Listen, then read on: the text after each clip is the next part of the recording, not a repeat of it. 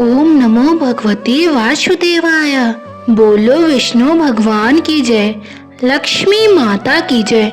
बंधुओं, आज मैं आपको कार्तिक मास के 31वें अध्याय को श्रवण कराने जा रही हूँ।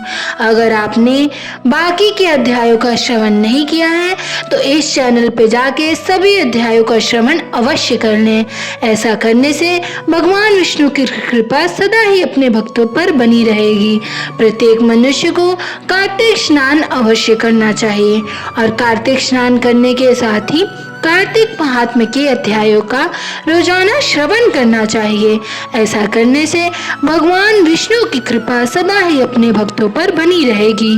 बोलो विष्णु भगवान की जय। कार्तिक मास महात्म का यह 31वां अध्याय बतलाया भगवान ने प्रभु स्मरण का सरल उपाय। भगवान श्री कृष्ण ने कहा, पूर्व काल में अवंतीपुरम में उज्जैन में धनेश्वर नामक एक ब्राह्मण रहता था। वह रस, चमड़ा और कंबल आदि का व्यापार करता था। वह वेश्यागामी और मद्यपान आदि बुरे कर्मों में लिप्त रहता था। चूंकि वह दिन रात पाप में रत रहता था, इसीलिए वह व्यापार करने नगर नगर घूमता था। एक दिन वह क्रय विक्रय के कार्य से घूमता हुआ महिष्मतीपुरी में जा पहुंचा, जो राजा महिष ने बसाई थी। वहां पाप नाशिनी नर्मदा सदैव शोभा पाती है। उस नदी के किनारे कार्तिक का व्रत करने वाले बहुत से मनुष्य अनेक गांवों से स्नान करने के लिए आए हुए थे। धनेश्वर ने उन सबको देखा और अपना सामान बेचता हुआ वह भी 1 मास तक वहीं रहा। वह अपने माल को बेचता हुआ नर्मदा नदी के तट पर घूमता हुआ स्नान, जप और देवार्चन में लगे हुए ब्राह्मणों को देखता और वैष्णवों के मुख से भगवान विष्णु के नामों का कीर्तन सुनता था। वह वहां रहकर उनको स्पर्श करता रहा, उनसे बातचीत करता रहा। वह कार्तिक के व्रत की उद्यापन विधि तथा जागरण भी देखता रहा। उसने पूर्णिमा के व्रत को भी देखा कि व्रती ब्राह्मणों तथा गुरुओं को भोजन करा रहे हैं, उनको दक्षिणा आदि भी दे रहे हैं। उसने नित्य प्रति भगवान शंकर की प्रसन्नता के लिए होती दीपमाला भी देखी।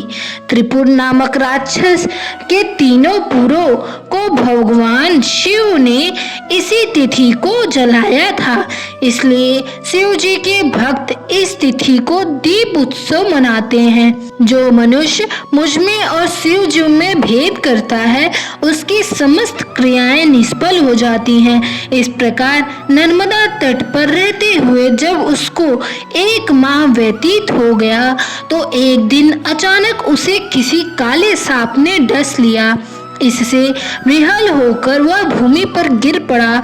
उसकी यह दशा देखकर वहां के दयालु भक्तों ने उसे चारों ओर से घेर लिया और उसके मुंह पर तुलसी दल मिश्रित जल के छींटे देने लगे। जब उसके प्राण निकल गए तब यमदूत ने आकर उसे बांध लिया और कोड़े बरसाते हुए उसे यमपुरी ले गए। उसे देखकर चित्रगुप्त ने यमराज से कहा, इसने बाल्यावस्था से लेकर आज तक केवल बुरे कर्म ही किए हैं।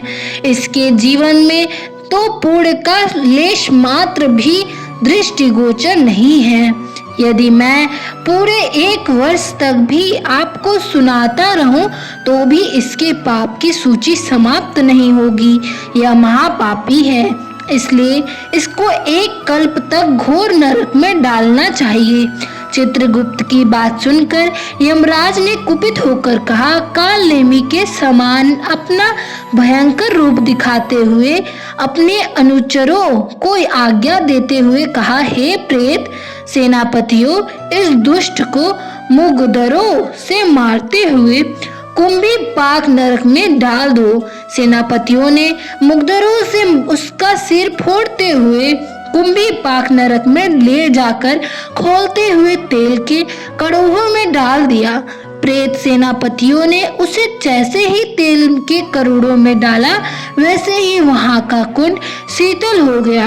ठीक उसी प्रकार जिस प्रकार पूर्व काल में प्रहलाद जी को डालने से दैत्यों की जलाई हुई आग ठंडी हो गई थी। वह विचित्र घटना देखकर प्रेत सेनापति यमराज के पास गए और उनसे सारा वृत्तांत कहा। सारी बात सुनकर यमराज भी आश्चर्यचकित हो गए और इस विषय में पूछताछ करने लगे।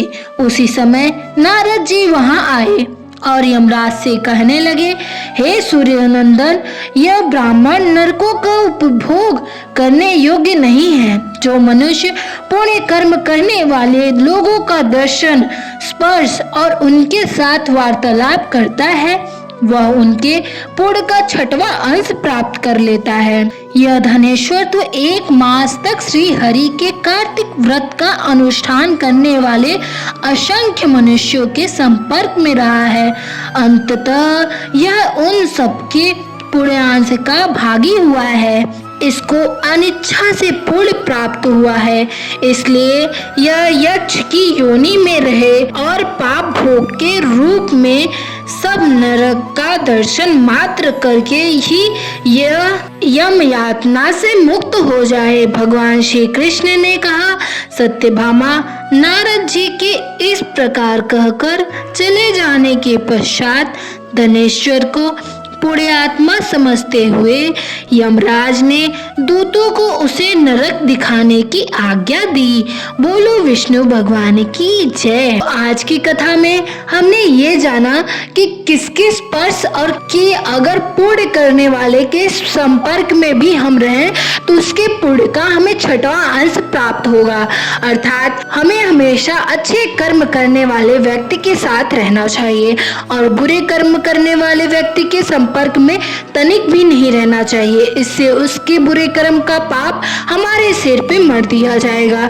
कृपया सदैव अच्छी संगत में रहिए और भगवान विष्णु की कृपा आप पर सदा ही बनी रहेगी। बोलो विष्णु भगवान की जय। बंधुओं, आइए अब हम कार्तिक मास में तुलसी जी की आरती का श्रवण करते हैं। बोलो तुलसी मैया की जय। तुलसी महारानी नमो नमो, हर की पटरानी नमो नमो। तुलसी महारानी नमो नमो, हर की पटरानी नमो नमो। धन तुलसी पूर्ण तप कीनो, शालिग्राम बनी पटरानी नमो नमो। तुलसी महारानी नमो नमो। जाके पत्र मंजरी कोमल, श्रीपति कमल चरण लपटानी नमो नमो। तुलसी महारानी नमो नमो। कौन से महीने में बोई रानी तुलसा, कौन से महीने हुई हरियाली नमो नमो। तुलसी महारानी नमो नमो। कौन से महीने में हुई तेरी पूजा, कौन से महीने हुई पटरानी नमो नमो। तुलसी महारानी नमो नमो। आषाढ़ मास में बोई रानी तुलसा, सावन मास हुई हरियाली नमो नमो। तुलसी महारानी नमो नमो। कार्तिक मास में हुई तेरी पूजा, मंगसिर मास हुई पटरानी नमो नमो। तुलसी महारानी नमो नमो। धूप दीप नैवेद्य आरती, पुष्पन की वर्षा बरसानी नमो नमो। तुलसी महारानी नमो नमो। 56 भोग 3600 व्यंजन, बिन तुलसी हरि एक न मानी नमो नमो। तुलसी महारानी नमो नमो। जो कोई तुलसी को सवेरे गाए, श्री कृष्ण जी के दर्शन पाए नमो नमो। तुलसी महारानी नमो नमो। जो कोई तुलसी को दोपहर में गाए, खीर खांड का भोग लगाए, नमो नमो तुलसी महारानी, नमो नमो। जो कोई तुलसी को सांझ को गाए, श्री कृष्ण जी की आरती उतारे, नमो नमो तुलसी महारानी, नमो नमो। जो कोई तुलसी को रात को गाए, श्री कृष्ण जी के चरण दबाए, नमो नमो तुलसी महारानी, नमो नमो। जो सखी मैया तेरा गुण गाए, भक्ति दान दीजिए महारानी, नमो नमो तुलसी महारानी, नमो नमो हरि की पटरानी, नमो नमो तुलसी महारानी, नमो नमो। बोलिए तुलसी मैया की जय। बंधुओं, कार्तिक माह का आज आखिरी दिन है। आज 5 नवंबर तिथि है। कार्तिक महीने में भगवान विष्णु और माँ लक्ष्मी की पूजा, पवित्र नदियों में स्नान और दीपदान किया जाता है। यह महीना 8 अक्टूबर से शुरू होकर 5 नवंबर को कार्तिक पूर्णिमा के साथ समाप्त होता है। इस महीने में तुलसी पूजन और तुलसी विवाह का विशेष महत्व है तथा तामसिक भोजन, बैंगन, दालें जैसी चना, अरहर और दही से परहेज करने की सलाह दी जाती है और भगवान विष्णु और माता लक्ष्मी की पूजा करें, पवित्र नदियों में स्नान करें। दीपदान करने से अच्छे पूर्णिमा की प्राप्ति होती है। कार्तिक मास में तुलसी का रोपण और पूजन करना अत्यंत शुभ माना जाता है। शाम को तुलसी के पास घी का दीपक जलाएं और अपने घनिष्ठ चीज़ों जैसे मेवे और ऊर्जादायक खाद्य पदार्थों का सेवन करें। आंवला भी खा सकते हैं। मांस, मछली और अंडे, तामसिक भोजन जैसे मांस, मछली, अंडे का सेवन बिल्कुल वर्जित है। आप नॉनवेज खाइए ही मत, कभी मत खाइए। अगर आप भगवान के सच्चे भक्त हैं और सनातन धर्म को मानते हैं तो नॉनवेज सनातन धर्म में वर्जित है। कृपया करके आप नॉनवेज से दूरी बनाएं और वेज अपने यहाँ खुद ही इतनी अच्छी अच्छी सब्जियाँ, इतने अच्छे फल हैं, उसे ग्रहण कीजिए। भगवान विष्णु सदा भगवान शंकर के भक्त हैं तो भगवान शंकर का यह नाम है। आपको पता होगा कि उन्हें पशुपतिनाथ कहा जाता है और पशुपतिनाथ किसी पशु की हत्या कैसे सहन कर सकते हैं। जरा इसे भी ध्यान में रखिए और किसी भी पशु की हत्या ना करिए। सब में जीव वास करते हैं, सब में परमात्मा वास करते हैं, सब में ईश्वर है, हमारे सब में हरि हैं। कृपया आप ऐसा कार्य न करें कि आपको भी नरक का भोगी होना पड़े। आप सदैव ऐसा कर्म कीजिए कि बैकुंठ धाम में आपको भी भगवान श्री हरि के दर्शन प्राप्त हों।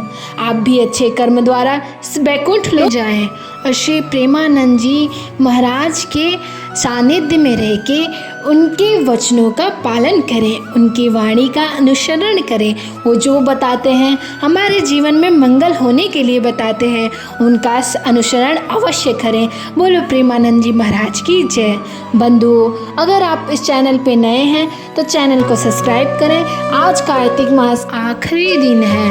बंधुओं, कल से इस चैनल पे प्रेमानंद जी द्वारा बताए गए सारे भक्तों के पावन चरित्र की चर्चा इस चैनल पे हम लाएंगे। कृपया इस चैनल पे बने रहें, इस चैनल को सब्सक्राइब करें। अगर वीडियो अच्छी लगी हो लाइक कीजिए और दोस्तों में शेयर कीजिए। इस चैनल पे बने रहें क्योंकि भक्तों के पावन चरित्र की चर्चा तथा श्रवण मात्र से ही सारे पाप नष्ट हो जाएंगे और आपको बैकुंठ धाम में स्थान मिलेगा। भगवान श्री हरि की कृपा आप पर सदा ही बनी रहे। बोलो विष्णु भगवान की जय।